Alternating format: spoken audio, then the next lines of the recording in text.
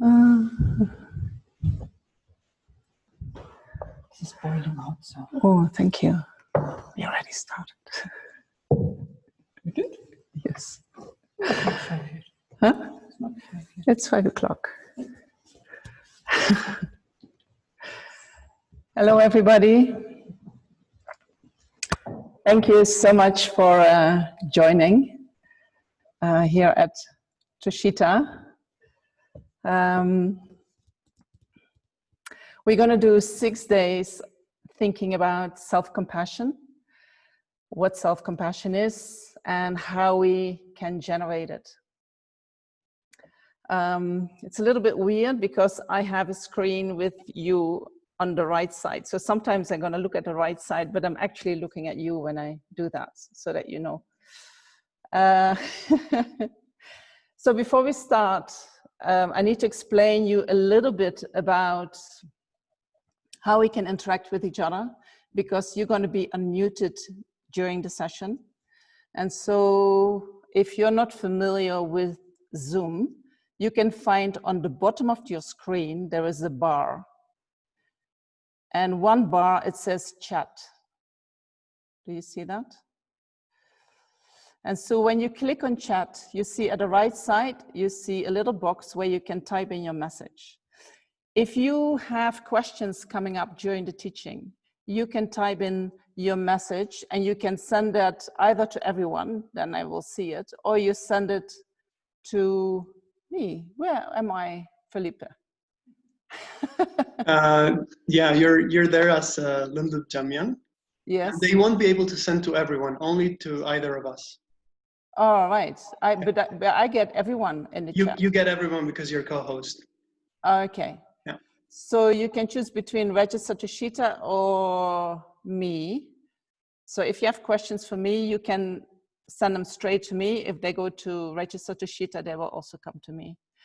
If you, sometimes during the teachings, I might ask you a question, like what does this mean for you? Or how does it feel for you? Or, and then you can also type, but it would be good if you send it to me, right?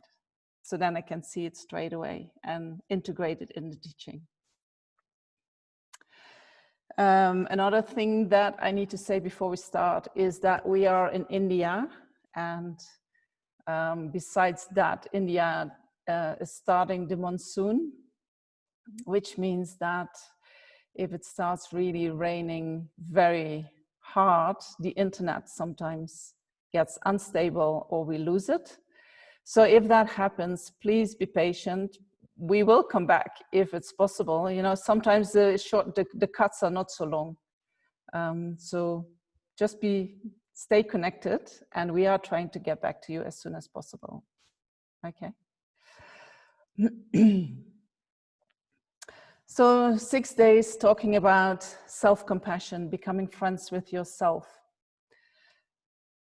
We're going to do 6 days. Every day we will have a teaching for about an hour, maybe 70 minutes, and then we do a meditation, 20 minutes, 30 minutes, depending on how things are going.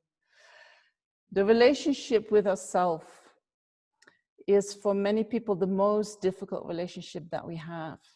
And at the same time, that relationship determines so much how we relate to others.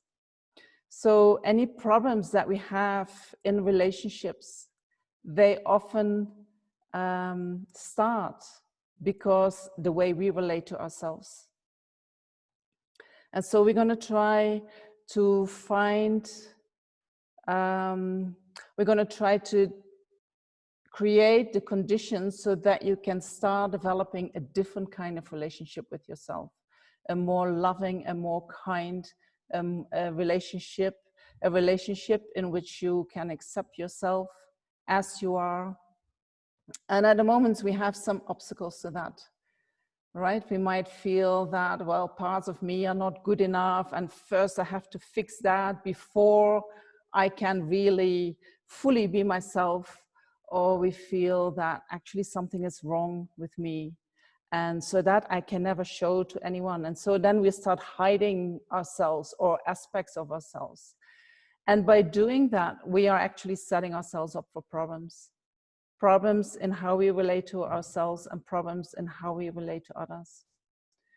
So during these 6 days, what I would like to do is we're going to talk about what self-compassion means. And we do that in relation to the day-to-day experiences that we have, how we can be more self-compassionate there. But we will also do it in the context of spiritual practice, so that the way that we practice self-compassion is coherent with the Buddhist path, right? So that there is no contradiction there. So we're going to look first into why it is so difficult to practice self-compassion, because often we are the ones that we are treating worse, isn't it? It's like we can love many, many, many people, but ourselves, maybe we hate ourselves, right? There is how to say? It is almost as if we come last. If we send out love, we are the last ones to receive it. So we're going to see how we can change that we are becoming more equal to others. And then from there we go into, I would like to give you some tools how you can be with that aspect of yourself that you don't like, or that you hate, or that you think is wrong, how you can be with that in a safe way, in a compassionate way, so that you know, maybe we can see that there are a lot of qualities there hiding that you haven't been able to actualize at the moment. So, and then in the last few days, we're going to talk about how to let go of what we're holding on to. And that also includes forgiveness, and how we can appreciate the good things that we have in life. And then we can also spend some time in how to be with suffering. When we experience suffering, often we want to run away, we don't want to feel it, we do not want to stay with the experience. We have many ways of not feeling what we are feeling. So how can we experience the suffering? How can we be with that? And if we are able to do that, then we can also maybe look into how we can extend it to others. Okay, so that's a little bit the overview of the course, what we're going to do. And so today we're going to start with looking at what self-compassion is and what self-compassion is not. And after that, we're going to talk about the mind, the nature of the mind, and the potential of the mind. Okay. So then before we start, when we do Mahayana Buddhism, we always say that there are two things very important. That is your motivation of how you engage in the activities that you're doing, and at the end, the dedication. If these two are done from the Mahayana perspective, the result of what we are doing today is going to ripen for, they say, until we really achieve our full potential. Okay. So we just take a few minutes. We won't take too long. Where you sit, maybe you can close your eyes. Sit comfortable, relaxed.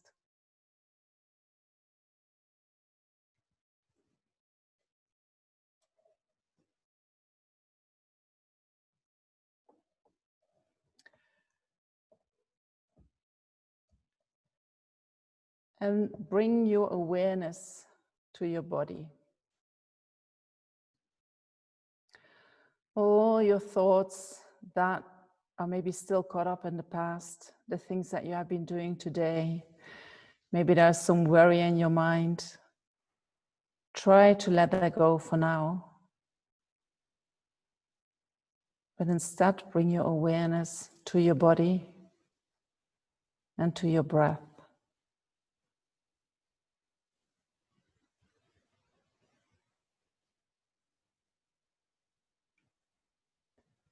And then all the thoughts that are already thinking about the future, what you're going to do after the session, what you're going to do tomorrow. Also bring these thoughts to your body.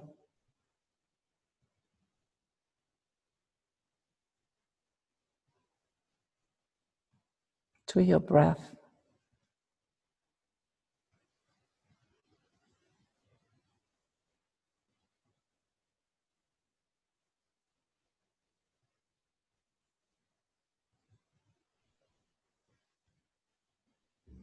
This is your quality time.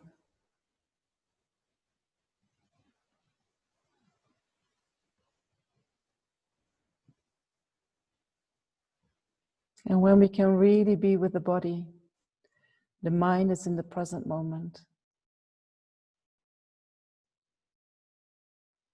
And in the present moment, disturbances cannot arise so easily.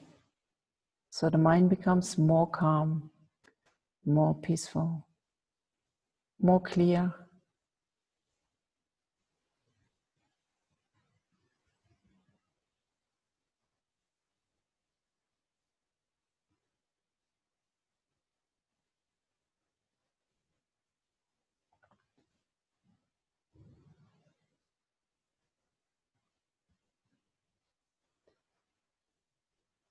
And then we can set up a motivation by thinking that listening to the teachings where we learn to relate in a more loving and kind manner with ourselves, that we are doing that so that whatever qualities arise in our mind, that we can share that with others, and with that be of more benefit to others.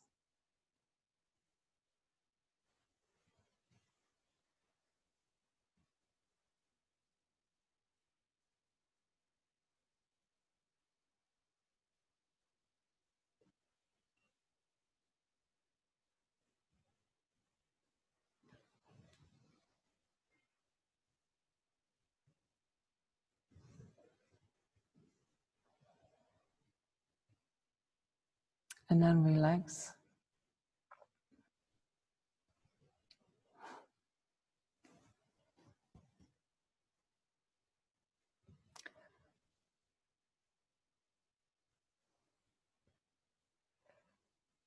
And then we can start.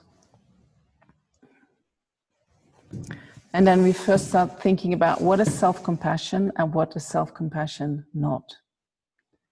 So as I said before, all the relationships that we have are based on how we relate to ourselves. And if we check in our life, we can see that we attract certain kinds of relationships. And in these relationships, something in us gets triggered. Our buttons get pushed in a certain way.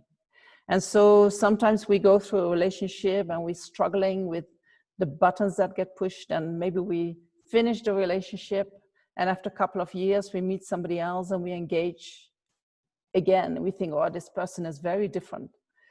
And then after half a year, 1 year, suddenly they start to trigger the same buttons, and you think, oh my gosh, I'm in the same situation. How is that possible? I thought this person was different, right? So sometimes it's like we do not want to be triggered in these painful buttons, but it keeps happening again and again and again.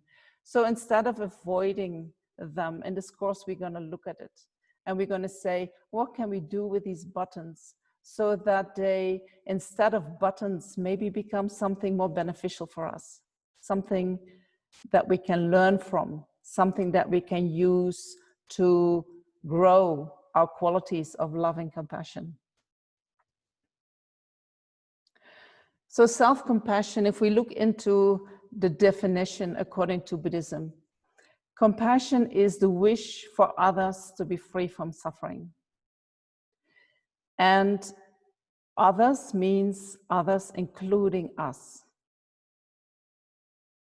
Self-compassion, I would then say, is the wish for oneself to be free of suffering. And if we look into the whole Buddhist path, before we enter into the Mahayana path, which we enter when we develop the mind that wishes to free all sentient beings, and in order to do that, develop one's full potential. Before we can go there, we first need to generate a mind that wishes to become free from suffering for oneself. And in dependence on that mind, we say, oh, but I'm not the only person who is suffering. Everyone around me is suffering as well. Right? So if we want to, we can somehow compare self-compassion with renunciation from samsara. Renunciation from samsara means I do not want to suffer anymore. Right? So that on the spiritual path, I would say that self-compassion, we can compare that with renunciation. In our daily practice, I think we need a little bit more in order to really generate self-compassion for ourselves. So we're going to look at both aspects, how we do it on the path in terms of renunciation. What does it mean? I want to be free of suffering. And how do we do it on a day-to-day basis? So many of us, and I don't know for you, but maybe I'm filling this in. But if you are already doing something with Buddhism and you are on the Mahayana path, then what we often do is we jump straight into, I want to work for the benefit of others. That's so beautiful. I can open my heart and I'll be there for everyone, right? I don't need anything. And we might even feel that if I'm going to work for me, that's actually selfish, you know? Or if I have my own needs, then I say, oh, well, that's self-cherishing. We can't do that. We are on the Mahayana path. We are just cherishing others.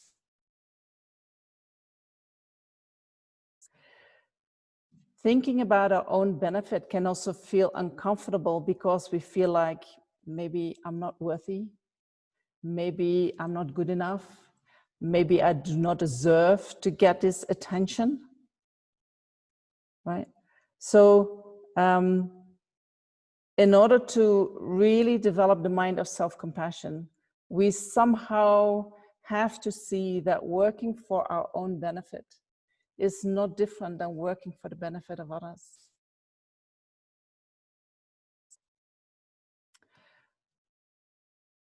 When I grew up, working for the benefit of others was totally contradictory of working for your own benefit. And so for a long time, when I started looking into this topic, I thought that maybe due to Christian upbringing, you know, where you learn that you're a sinner from the beginning, and that you are living in order to serve others, and that, you know, you're not somehow not allowed to do things for yourself. So I thought maybe it's because of that in my mind, that looks contradictory. But then I read somewhere in a book from Thupten Jinpa, and he said he thought it is more coming due to the fact that everybody is working more and more and more, not for their own benefit, but somehow we are losing in our culture, we are losing the structure of family, we are losing the structure of community, and we become more and more individuals. And he thought because of that, working for one's own benefit and working for the benefit of others can become contradictory. I don't know. Do you recognize that? That when you work for others, you forget yourself? Or when you work for yourself, you forget everybody else, and then you feel really selfish? You recognize that? You don't recognize that? That's great. If you want to share a little bit, you can. When I work for others, I feel completely drained, yes. And so when you get drained while working for others, that means that while you work for others, you forget yourself. You do not know how to sustain your own energy in working for others.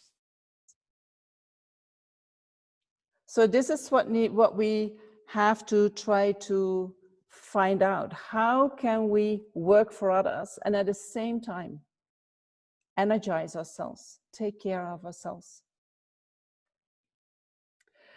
It can also be when you have these two contradictory things, that you work for others and you work for others and you get so burned out, and then you think, I'm going to give that up. This is not my path. This doesn't work for me. Right? We think Mahayana is not for me. I go to the Hinayana path where I just work for my own benefit.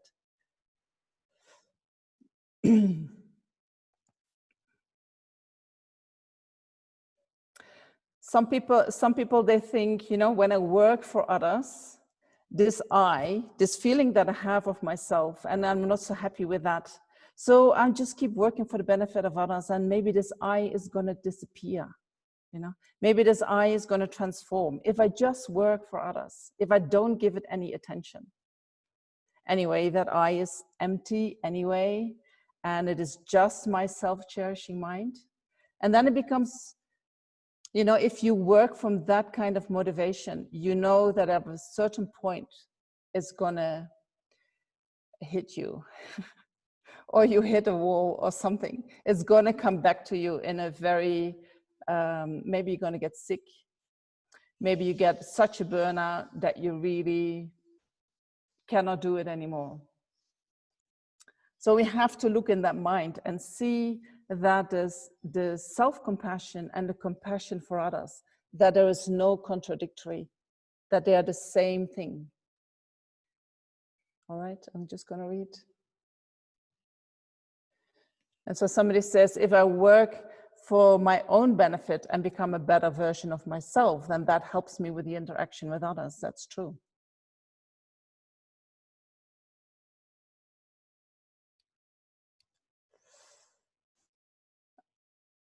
Okay.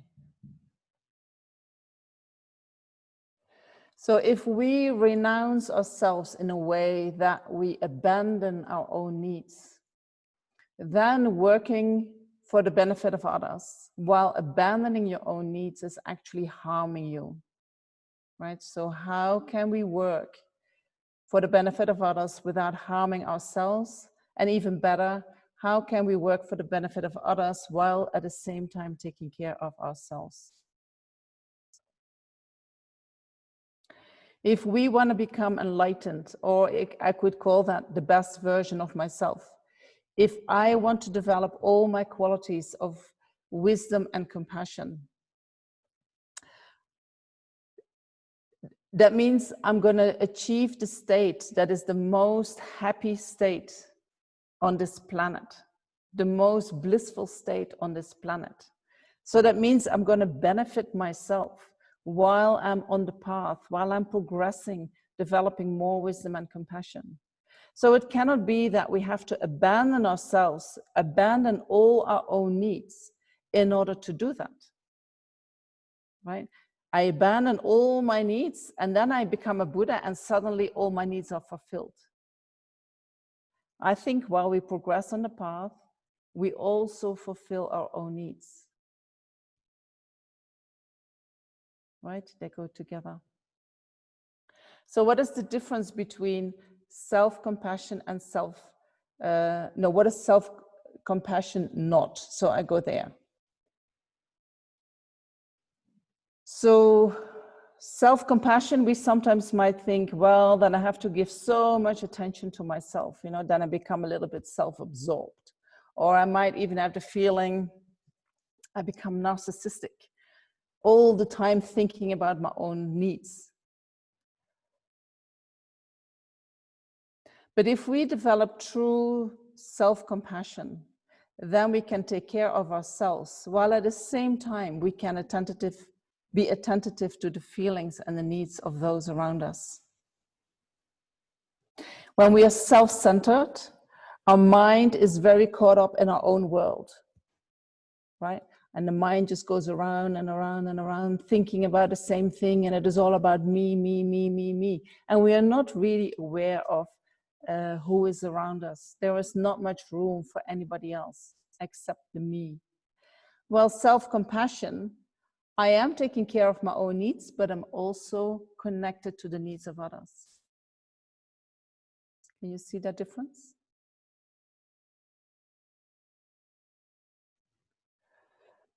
Self-compassion is also not the same as self-pity. You know, when we have a self-pity mind, the mind says, oh, poor me, look at what happened to me. This person said this to me, that person did that to me. We feel so sorry for ourselves. Also, the self-pity mind is quite self-absorbed. It's all about me. Well, if we have self-compassion, then we can see that it's not just me that who experiences this. What I experience today, what I do not like, is actually a shared experience. Many people experience the same thing. And we are aware of these people. Right? It's different. So when we look into what self-compassion is not, we're going to see that some minds, they are selfish. And we do not want to develop that. And there are some minds that are aware of our own needs, that take care of our own needs, but we are not totally absorbed by that. We're still open for others around us. Can you see the difference?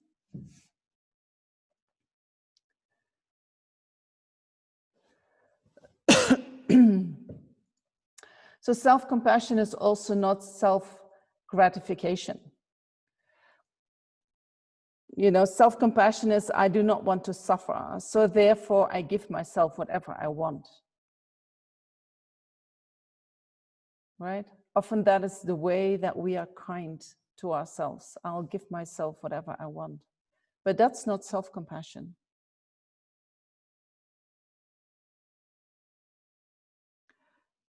Sometimes we think, oh, I really need a treat, right? I'll have a coffee or whatever, new pair of shoes, or I don't know how you treat yourself.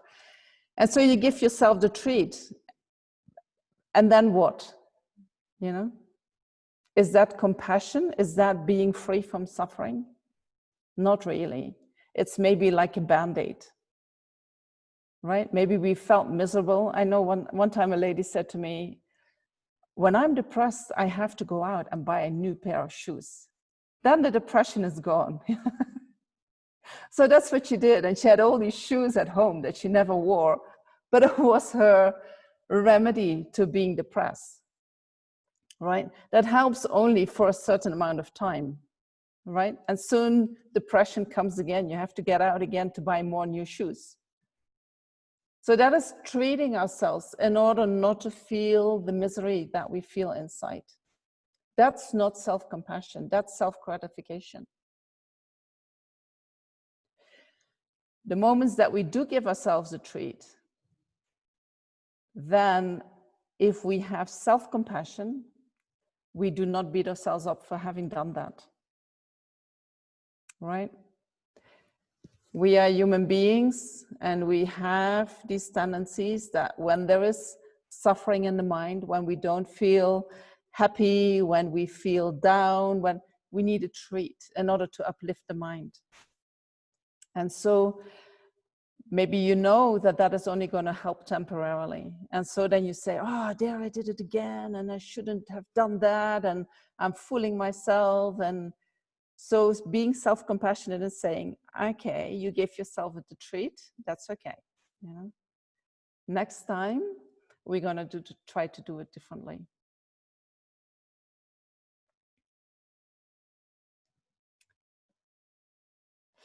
And so then finally, self-compassion is also not the same as self-esteem, right? We can think,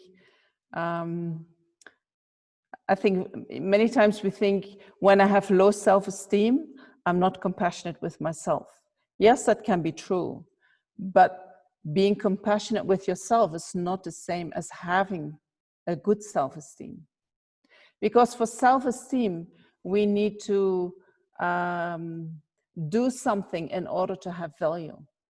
We compare ourselves with others or with ourselves. You know, oh, look what I managed today. This and this and this and this I have been able to do. And that makes your self-esteem grow. Well, self-compassion is, for self-compassion, it doesn't matter what you are doing. It doesn't matter how good you are. It doesn't matter if you make mistakes or not make mistakes, if you're perfect or not perfect, all doesn't matter.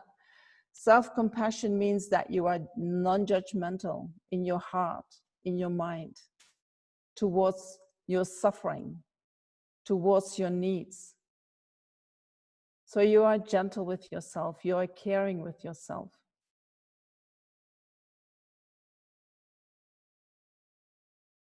Can you see the difference?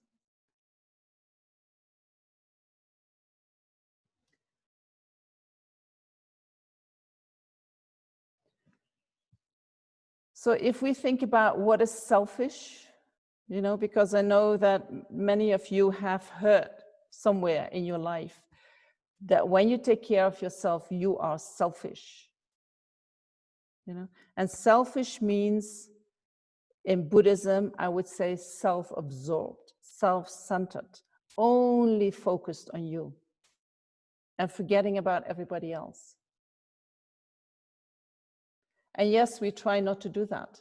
But when we have self-compassion in a healthy way, we are not forgetting others. We can take care of our own needs, but at the same time, we are open for the needs of others. And so maybe now you say, I do not know how to do that, and that's okay, you know, because that's why we're doing the course. But I want you to see that thinking about self-compassion is not going to make you a more selfish person. It's going to make you a more loving and more compassionate person also towards others.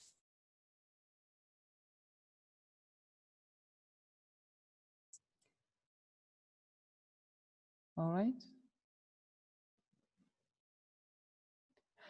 So maybe now you have heard this, you have a little bit of an idea what self-compassion is, and then you might think, oh, that's great. We're not going to talk about my self-pity mind. We're not going to talk about I have the feeling, what is wrong with me.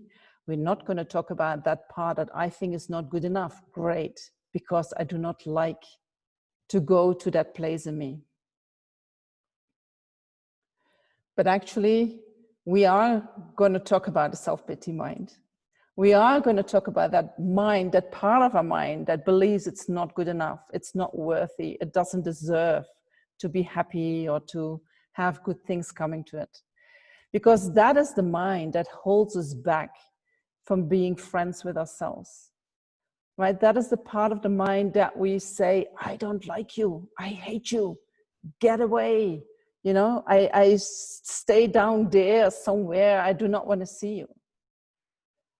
But if we allow that mind to surface, if we start connecting with that mind actually contains such precious opportunities for growth, for growing your potential of wisdom, of compassion, of loving kindness.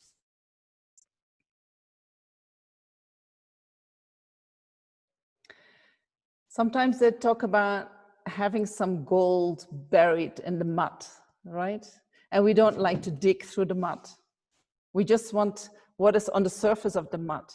But if you start digging in the mud and you find the gold, you know, then you can take the gold out and you can polish it.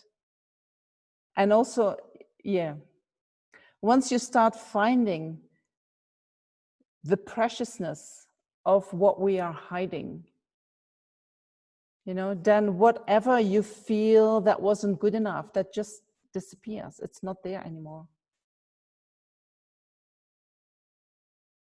Do you believe me? I didn't believe it for many years. I thought, yes, that's for other people, but not for me. Right? Because that feeling inside where we feel I'm not good enough, something is wrong with me, that feels so real and that feels so concrete and that feels at every time it pops up when we have problems. And that makes that it feels like it is always there. And that is what we really are. And that part we have never been able to turn that into something else. It keeps popping up. So it appears like, well, it's really there. True? So in order to see that the mistake that we make is not that something is wrong inside us, but what the mistake that we make is that we believe there is something wrong. So there's not something really wrong. The only thing that is wrong is that I think I'm wrong, or I think that I'm not good enough, or I think that I don't deserve. It is a thought, it is a belief. And yes, I know that belief can be very deep and it can feel like it's sitting in each and every cell of our body. And so it feels like, I have no idea how to change this.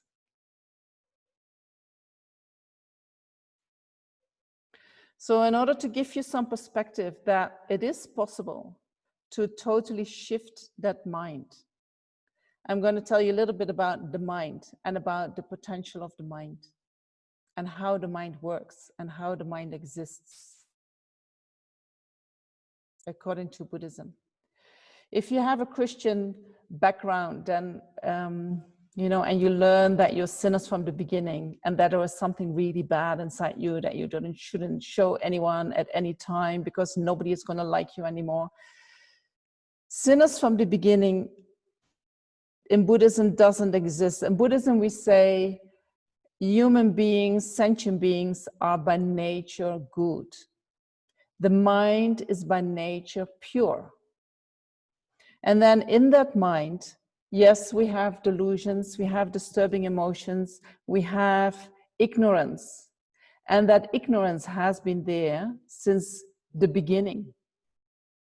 But we are not that ignorance. We are not our disturbing emotions.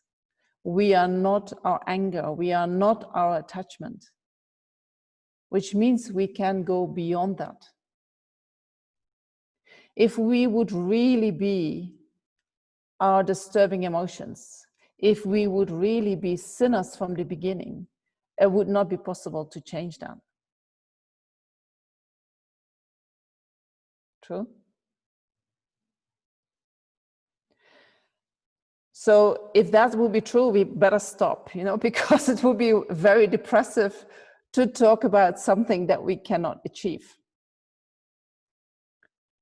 But because the mind is not like that, because the ignorance is not really part of our true nature. Once we develop a mind that is contradictory or opposite to that ignorance, the ignorance will disappear. True?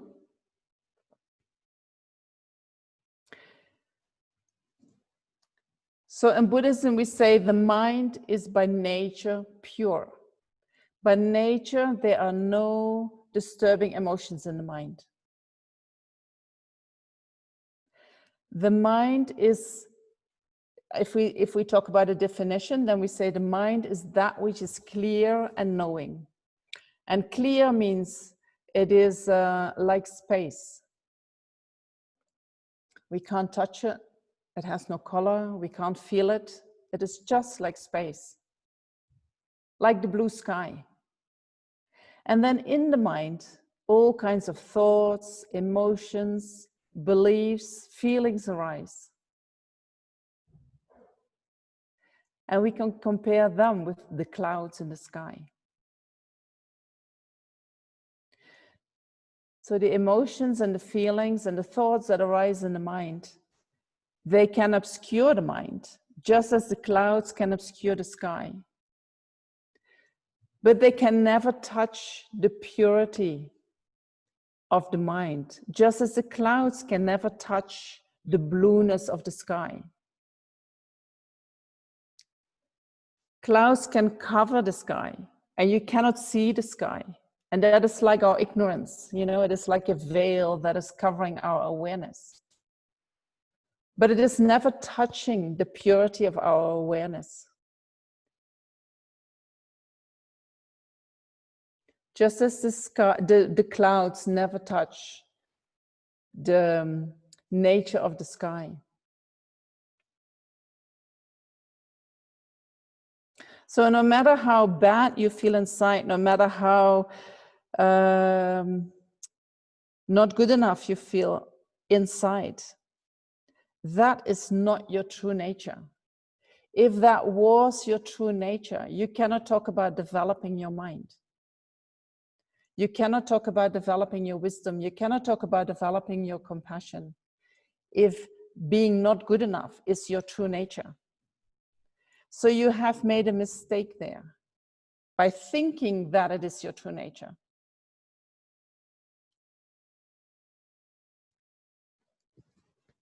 And that is not a mistake that I think we do not make that mistake on our own. You know, I think this mistake comes about in relationship to others, that we get a message from somebody that we are not good enough, that we get a message from somebody that we don't deserve, or that we're not worthy. And then we adopt that as a truth. And it is so painful to feel that we never revisit that to check if it is really true.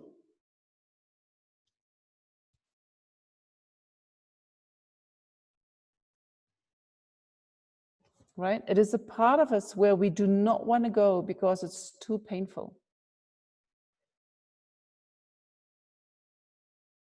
But if we could go there and if we could investigate, is that really true?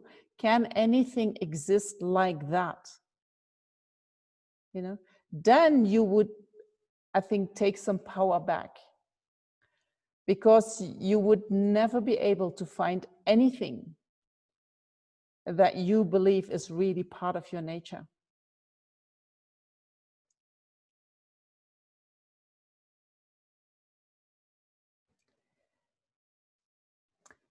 So the mind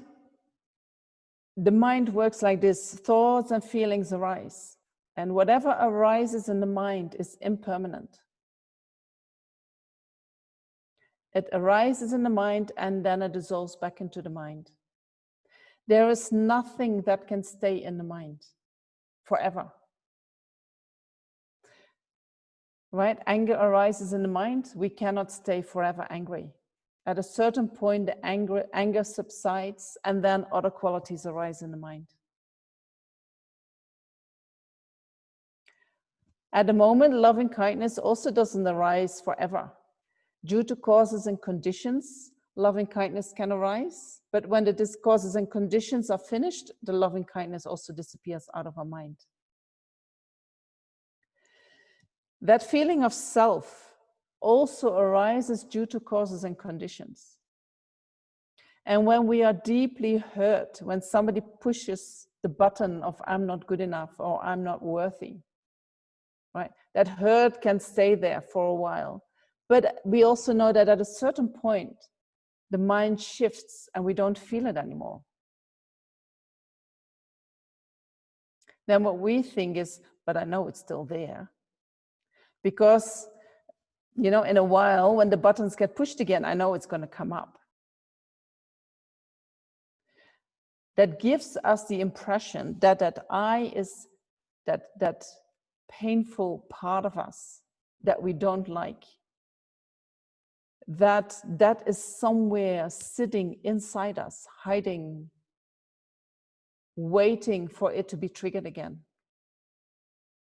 It gives a feeling of it is substantially existent and it is there all the time.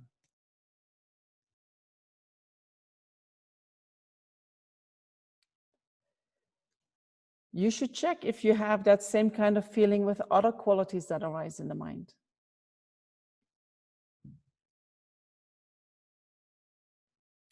And I think when we have certain aspects arising more often, you know, or certain qualities arising more often due to causes and conditions, but also due to familiarity, then they start to become part of our character. And they start to become part of our personality. And the more they become part of our personality, the more it looks like, well, that's just who I am, right? Some people say, I'm just an angry person, or I'm just short-tempered, or I'm just whatever. But you have become that due to causes and conditions. That's not your true nature. And so when we change causes and conditions, we can change the mind. And because the mind is like space, and because the mind has no characteristics of its own, we can change the mind into whatever we feed it, whatever we practice.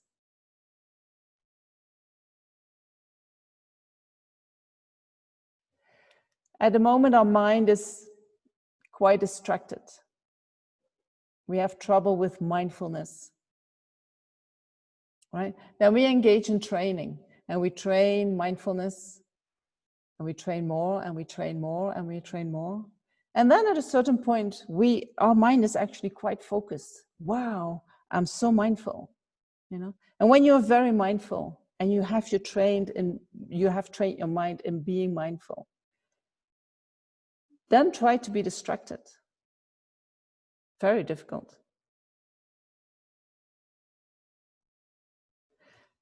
Same with if you feel like I have a short-tempered nature, or I'm an angry person. If you start practicing loving kindness, if you start practicing patience in a healthy way, you know, you can become that. You become another almost another person. You're still the same person, but we say that, right? Wow, that person has changed so much. How is that possible? Because you change the causes and the conditions. You change your training program. You change what you have been habituating yourself with.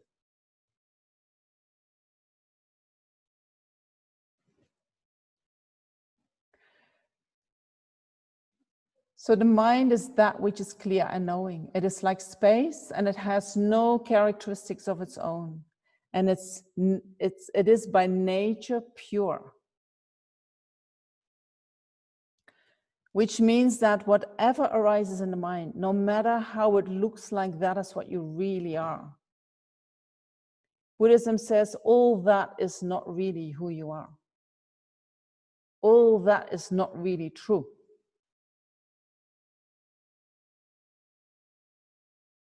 Which means you can change. You can change whatever you want to change. Whatever makes you unhappy, you don't have to stay with that. You can change that. It's not your true nature.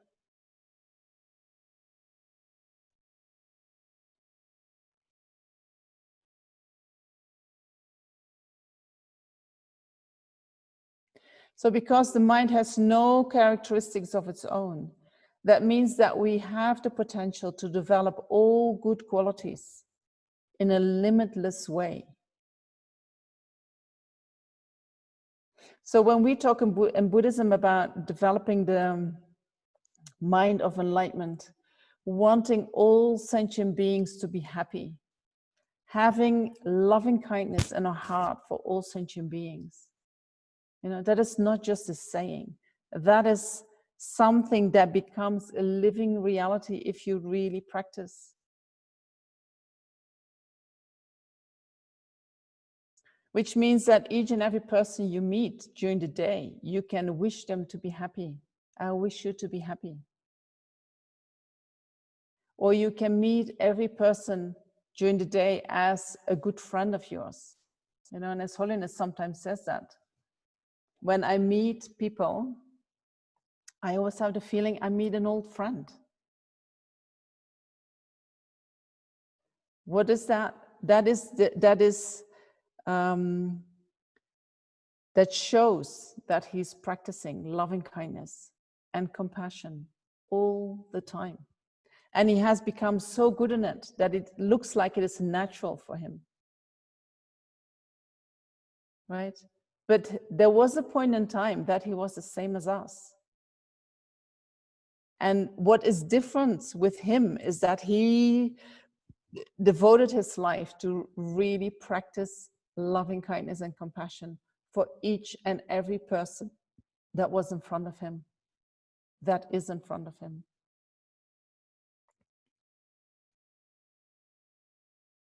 So that's something that you can also do. If we can develop loving kindness for everyone, then we also can develop loving kindness for ourselves.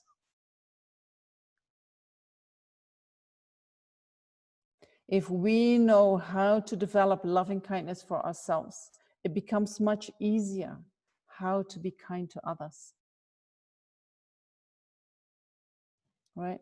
Because at the moment, due to the wrong beliefs that we have about ourselves, where we feel not good enough, where we feel not worthy, where we feel that we don't deserve, when we get triggered there, and that is always in a relationship, we feel unhappy. So if we can somehow find a way that we can see that these beliefs are just beliefs and they have no ground in actuality, no basis in actuality. If we can see that and we can let that go, loving kindness, self-compassion will naturally arise.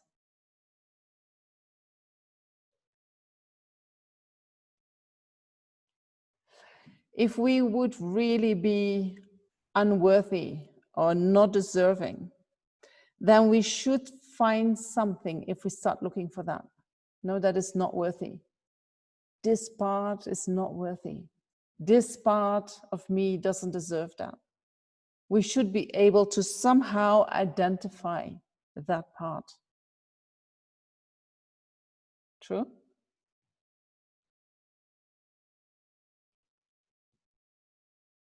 If it is really true, you should be able to find something there that is not good enough.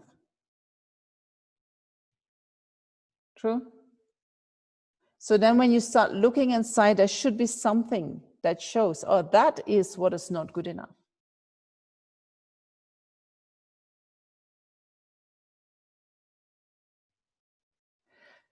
But I think when we start looking inside, you cannot find anything like that.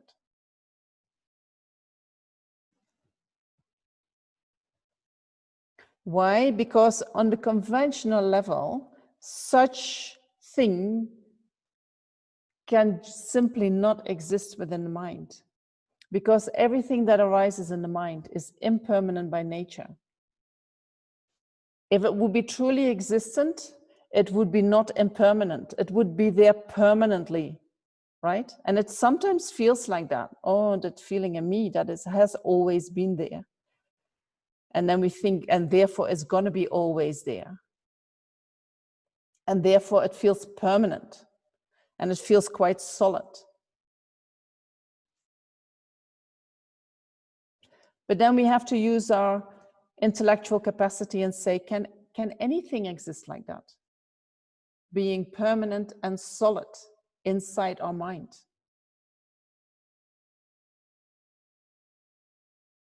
Or maybe you feel it is in my body. It's sitting in my body. I can feel it in my stomach. I can feel it in my heart. I can feel it maybe, and you feel it in your throat. If you feel that thing in your body, you can say, okay, if it is, it feels like it is in my body. If it exists in my body, where is it? Which part of me is it? Which part of my body is it?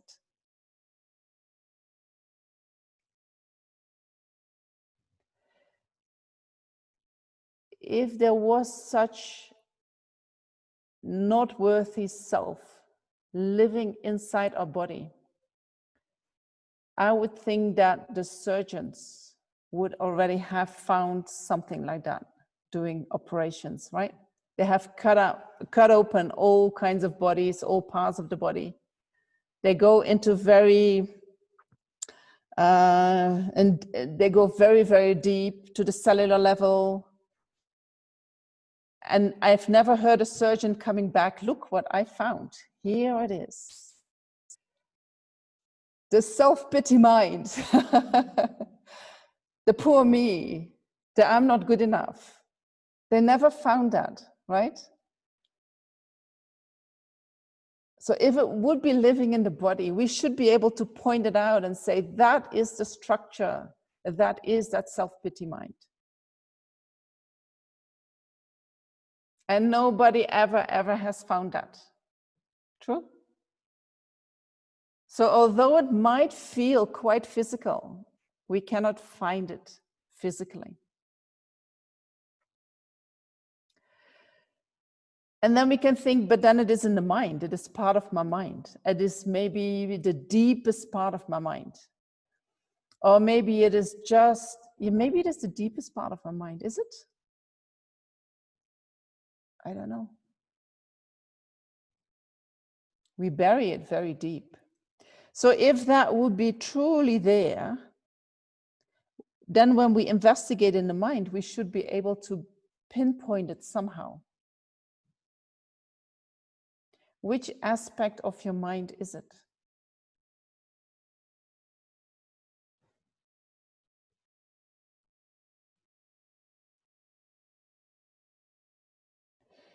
So what we do is, I'll tell you a little bit how the mind works.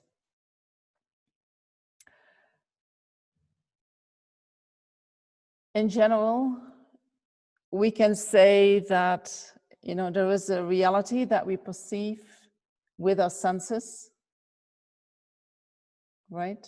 I see, I don't know, beautiful flowers. They appear to my mind. And then in my mind, I make a kind of a concept, an idea about these flowers. And also I give it a name with my mind. And then that idea that I have, that concept that I have, somehow seem to match with the flowers outside.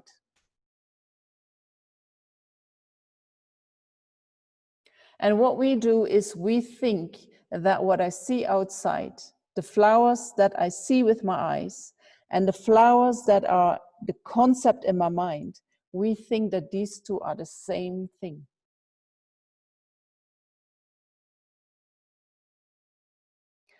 But the flowers that I see with my eyes, what I see is not just the flowers. I see the color of the flowers. I see the impermanence of the flowers. I see all the details of the flowers. I see the flowers as a whole, all the qualities. I see them with my eyes. Then in my mind, how the mind works is the image that I have of flowers is that my mind eliminates everything that is not flower. And then some kind of image remains of flowers. And that image is permanent by nature.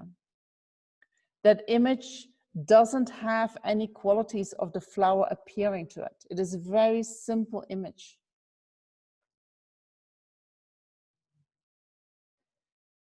Right? It's a little bit, I give you a very shortcut on that. So, but what we do is then this image and the flowers outside, we somehow think they're the same thing. And so we think that when we think about flowers, we're thinking about real flowers.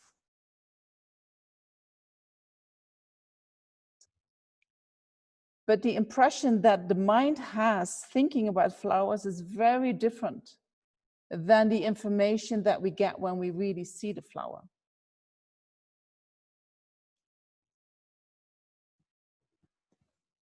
True? So when we have this feeling inside, I'm not good enough, then what we do, or maybe we don't even have the feeling I'm not good enough. We have a feeling which hurts, right? And that somehow fits the belief of I'm not good enough. The feeling is real. It hurts.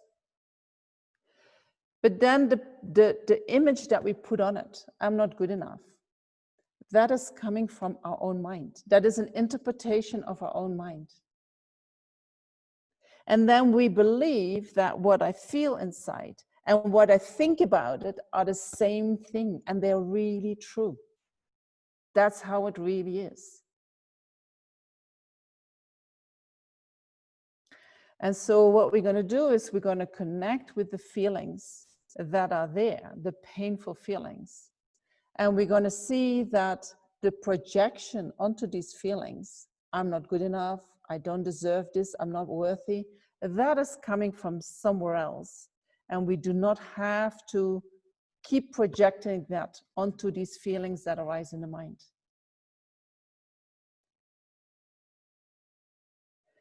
The feelings that arise have actually nothing to do with that projection that we put onto it. They're two different things.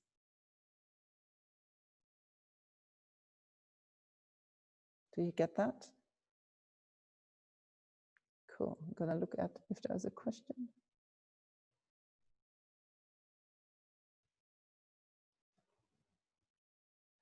If we are a happy person, is that real? Or is it due to causes and conditions? Yeah, also happiness arises due to causes and conditions. So we're going to talk about that tomorrow, I think day after tomorrow. Where does happiness come from? The feeling is real in the sense that we really feel it. Right? Suffering is also real because we feel it, we experience it. Then what we think about that is coming from our own mind. Often the feelings that arise in the mind, we might not be able to change that, but the way we think about it and the way, therefore, how we react to the feelings, we can totally change that. So in general, feelings that arise in the mind, feelings that arise, if we just allow the feelings to arise, that is maybe, in terms of suffering, is maybe 10% of our suffering. And then we have a mind that starts to comment. Oh, why did that happen to me? And I should have, and maybe we beat ourselves up, maybe we blame the other person. That mind is causing like 90% of the suffering. So that mind we can change.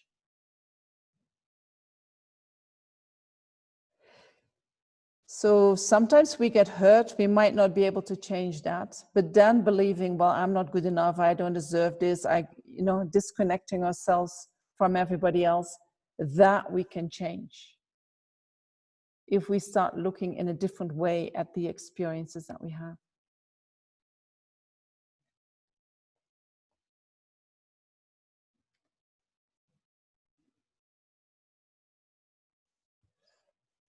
All right. I can just, let me have this. If you make very long questions, it's going to take me a long time to read it.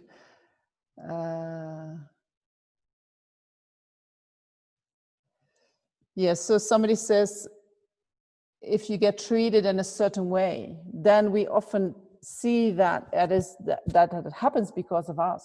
There is something in us that happens. But we will see during the course that whatever happens to whatever others do to us has, I would say, 99.9% of the time nothing to do with us.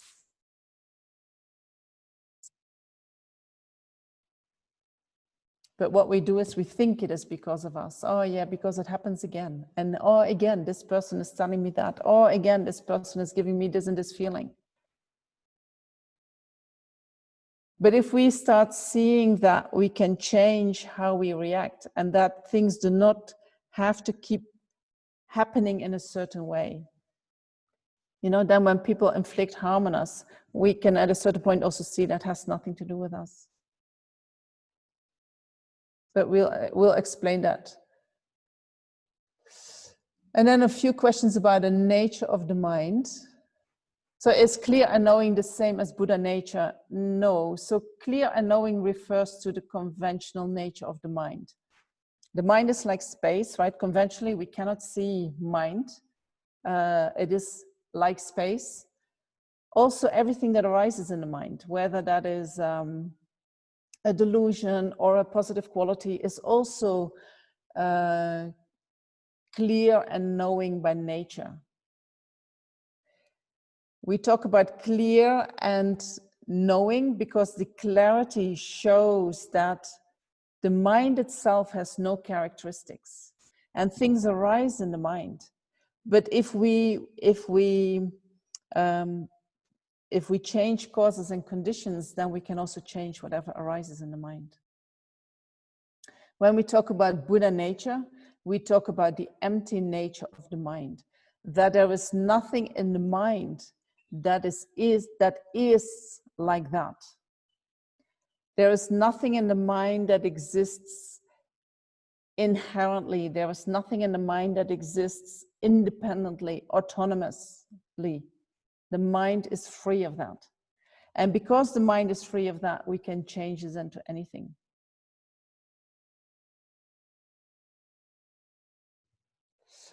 So the pure nature of the mind is not the same as bodhicitta. Bodhicitta,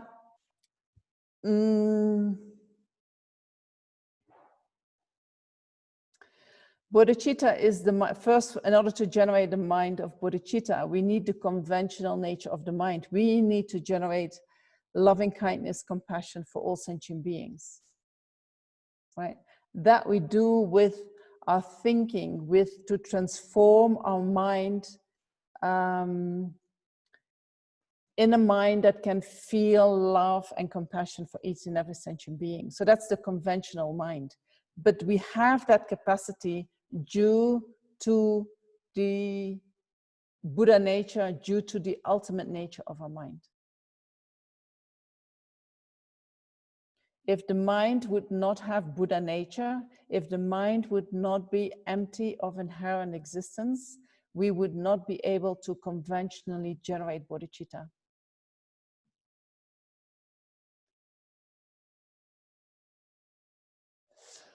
And so somebody says, what is the difference between mind and soul? That's the last one that I do, and then we'll do a meditation. So in Buddhism, we don't speak about soul. We talk about mind, mind being that which is clear and knowing. Whatever we experience is mind. Right? Whatever we feel, whatever we think, that is all mind. Some people have the feeling that deep inside me there is this essence, and I can call that a soul, because it feels like it is my guide, like it has always been there.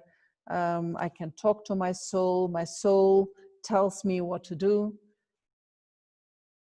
So that is part of our mind, you know, and maybe you can call it an inner wisdom that you have been carrying with you from previous lives.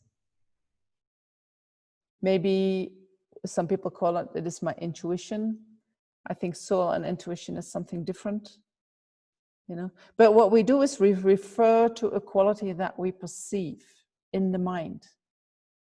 And it feels like that always has been there. Well, maybe it has been there for a long time.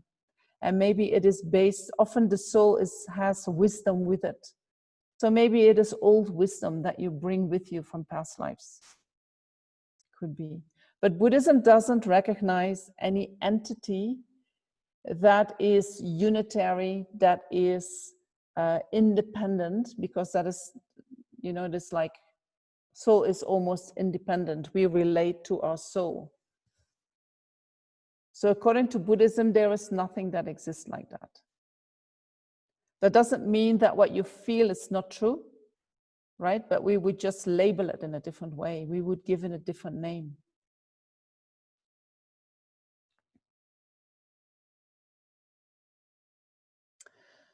So there's a question what to do when your actions are self-compassionate but lack compassion for others. I think in the next few days, we're going to check if that is possible.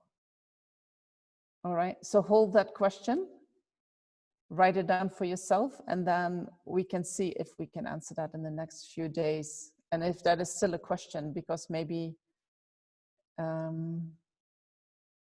maybe your question drops, I don't know.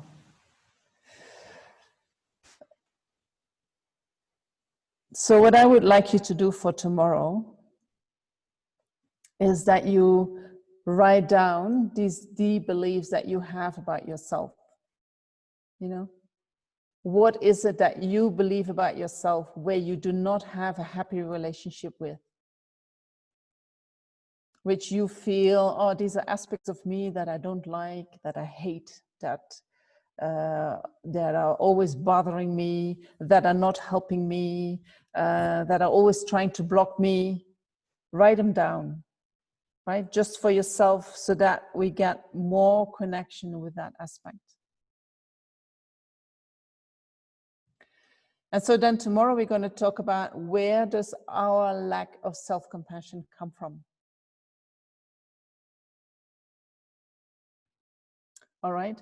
Because in Buddhism, we always talk about where are we suffering from? And then what is the cause of that suffering? And the better we can see the cause of the suffering, within that, there is already the solution of how we can overcome that. But if we don't understand the root causes, it is very difficult to change anything, you know? Then whatever we do becomes like a Band-Aid. We want to go a little bit deeper than that. True?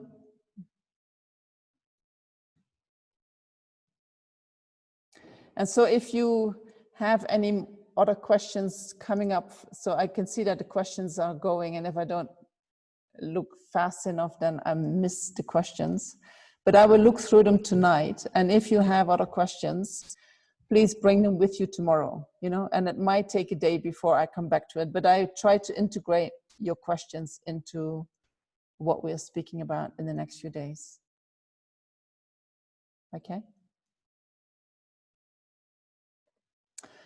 So then I would like to do a meditation on the clarity of the mind, the clear nature, you know, so that you can recognize it in your own mind. Because that might give you some kind of feeling of, oh, you know, there is nothing to hold on to. There is nothing that is existing the way it feels like. It cannot be there like that. All right?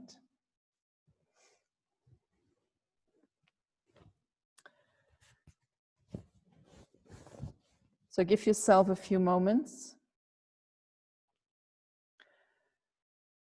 to reconnect with your body.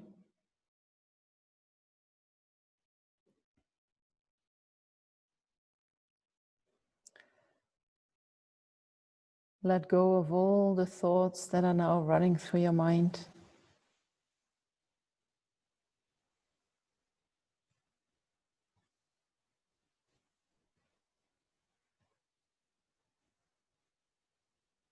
Maybe that is your wisdom at work. You know, and that wisdom will keep working, but we can just let it go.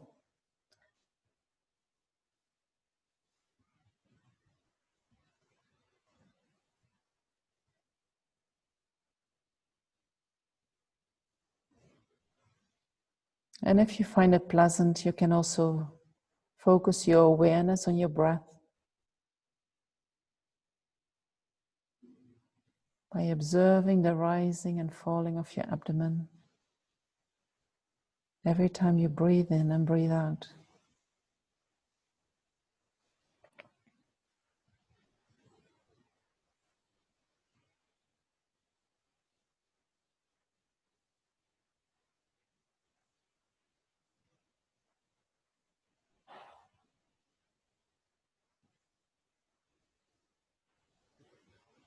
And all your thoughts are coming to rest.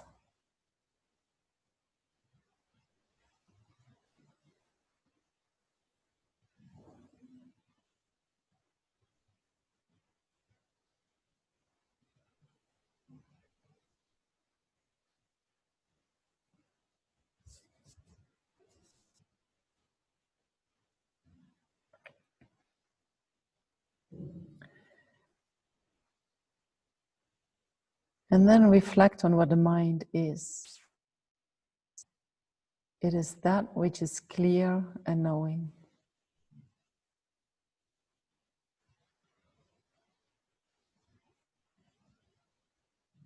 The nature of the mind is like space.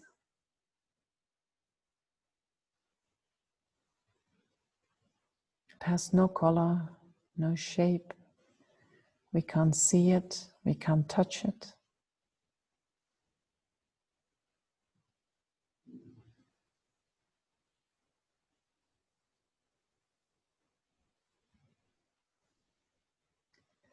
And because it is like space, it allows qualities to arise in it.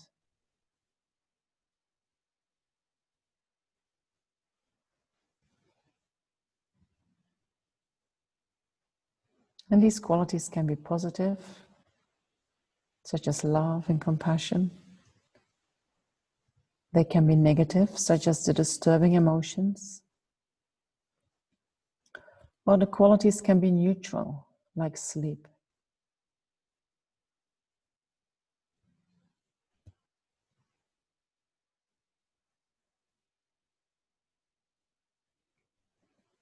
So visualize your mind like space. And then you visualize what can arise in your mind. It is arising in a space.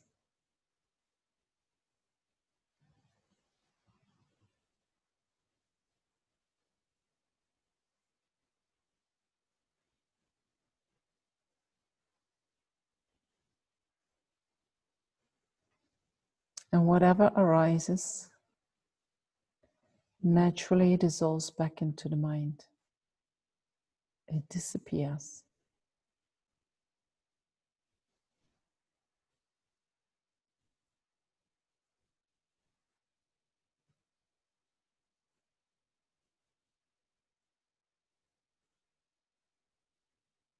So the nature of the mind is that which is clear and knowing. And the nature of whatever arises in the mind is also clear and knowing.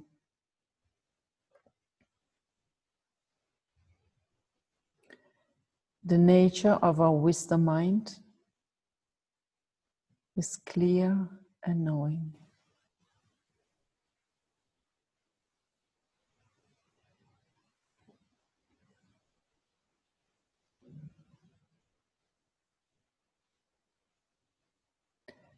The nature of a loving mind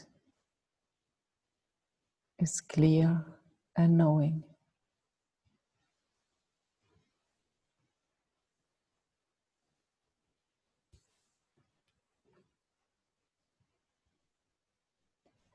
And the nature of our deluded mind is also clear and knowing.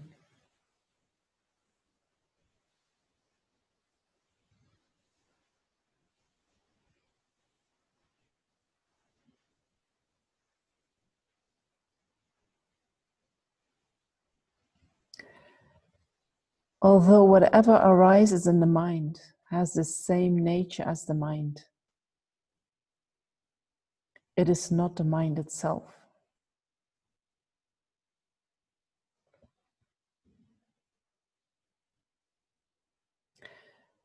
Just as the waves of the ocean have the same nature as the ocean, they are both water.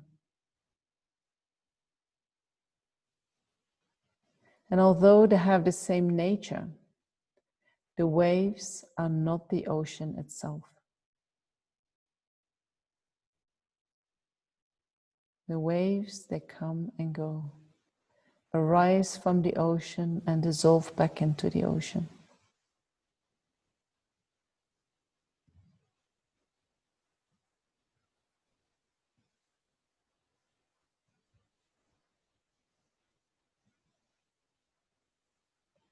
Like waves, attachment and anger arise in the mind and then dissolve back into the mind.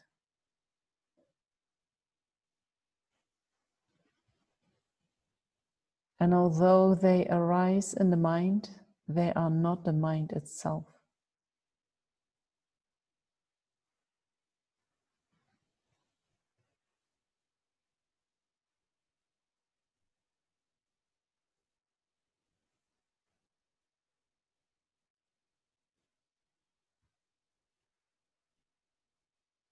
They arise in dependence on causes and conditions.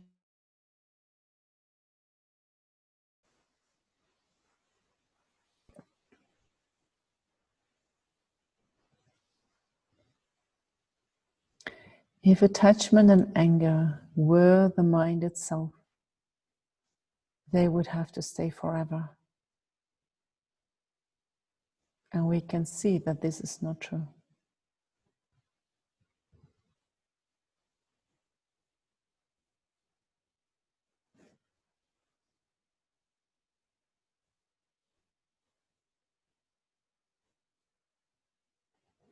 Wisdom and compassion can also arise in the mind.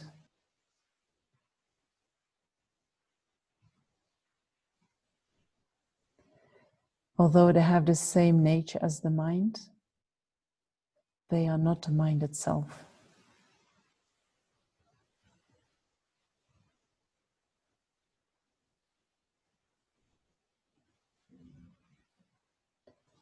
They arise in the mind due to causes and conditions, and they dissolve back into the mind.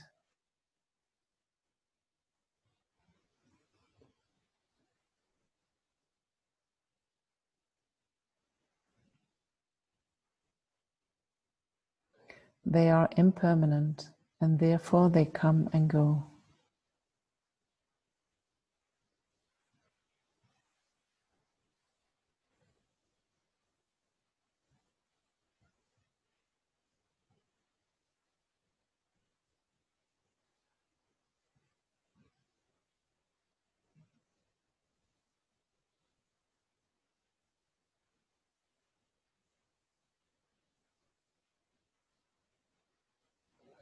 We can compare the nature of the mind with the blue sky. And whatever arises in the mind, our thoughts, our feelings, our emotions, we can compare them with the clouds in the sky.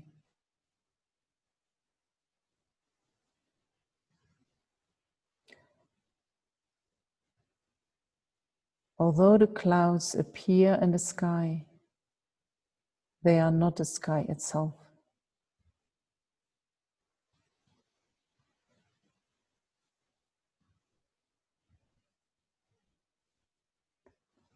The clouds come and go, just as our thoughts, feelings, and emotions come and go.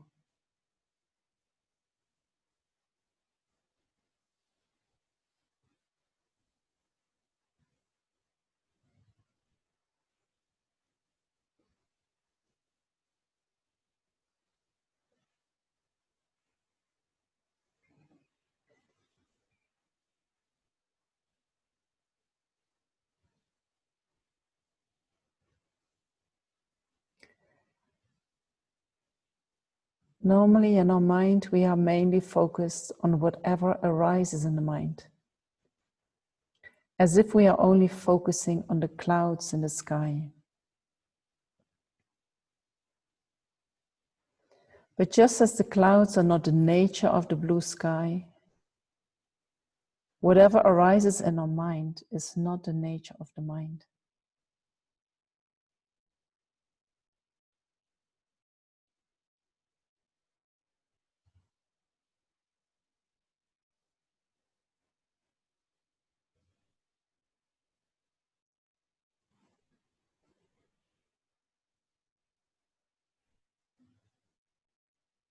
Sometimes the sky is full of clouds, so much that we can't see the blue sky anymore. Not being able to see the blue sky doesn't mean that the blue sky doesn't exist. It is always there.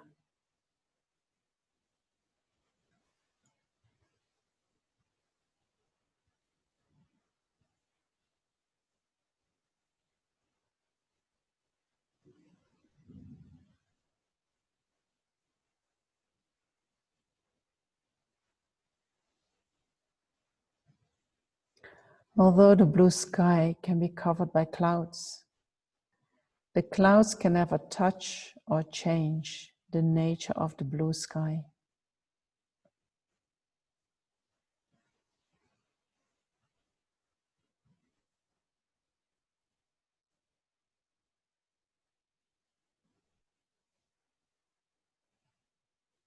In the same way,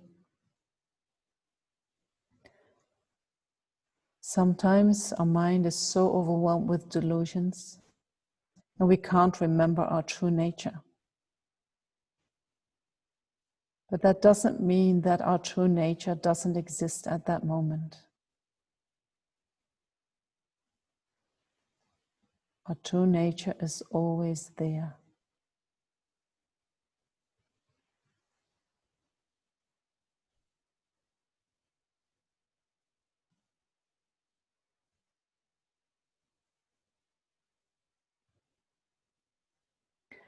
And although the delusions can cover the nature of our mind, they can never touch or pollute the nature of our mind.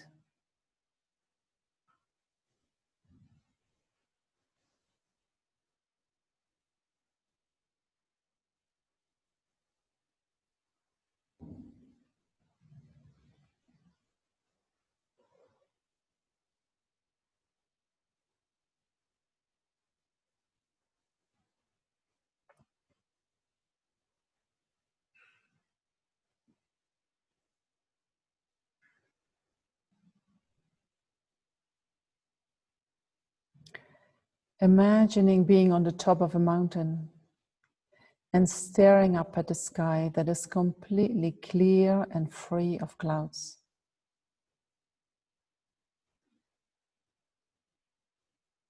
Concentrate on this vast, unobstructed emptiness.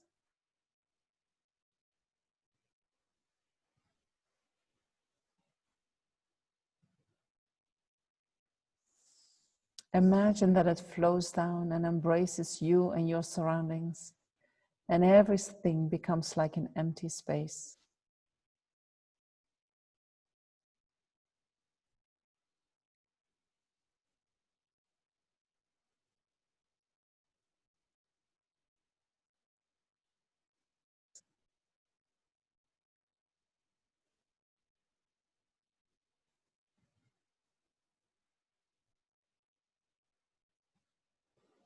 Feel the vastness of the sky, of the space.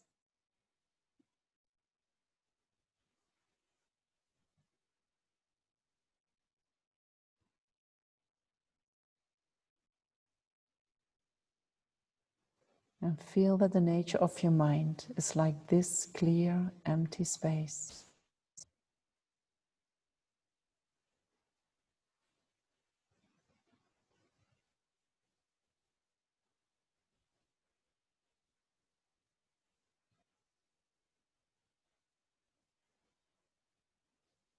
Hold that experience.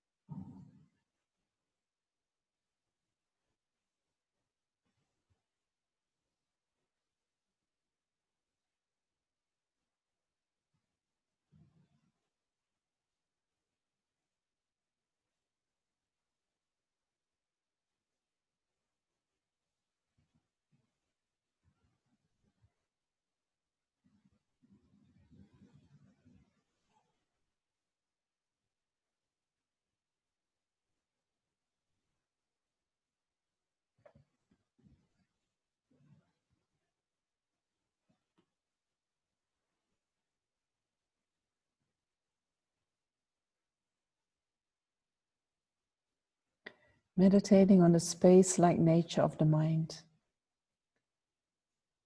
makes the mind become more light,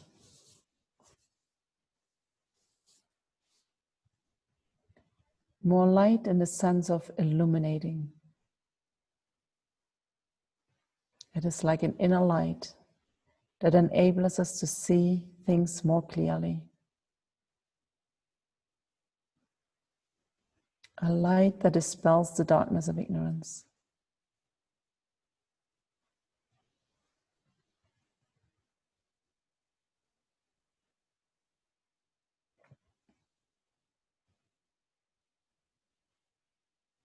And the mind becomes also more light in the sense of less heavy.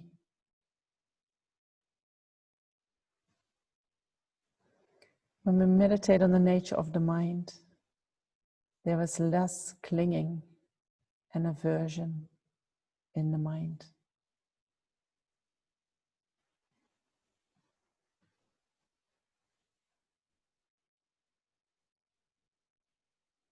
There are less thoughts and distractions in the mind.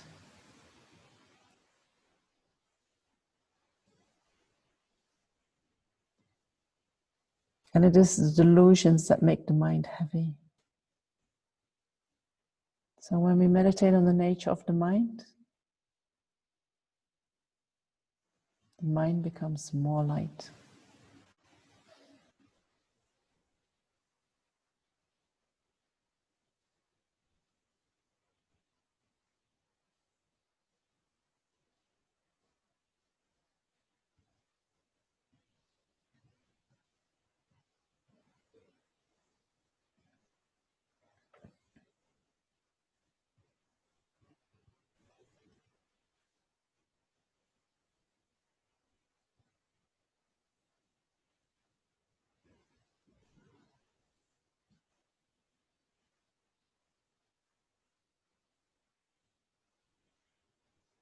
And then if you feel like it, you can keep meditating on the clear light nature of your mind.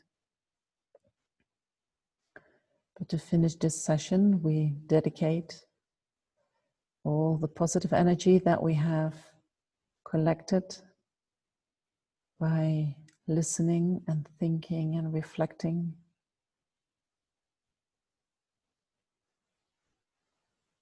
We dedicate that to the happiness and the well-being of all sentient beings.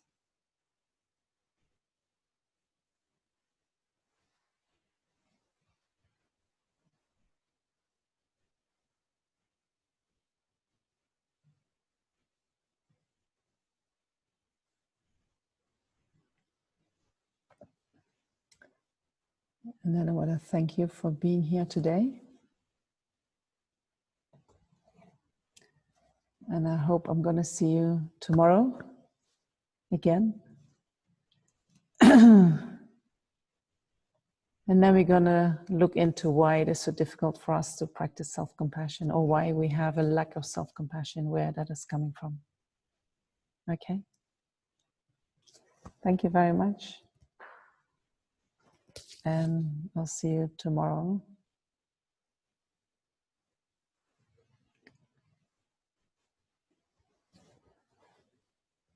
I see you there, but it looks really strange. When I do this, you think that I'm waving at somebody else. So I'll wave to everybody. See you tomorrow.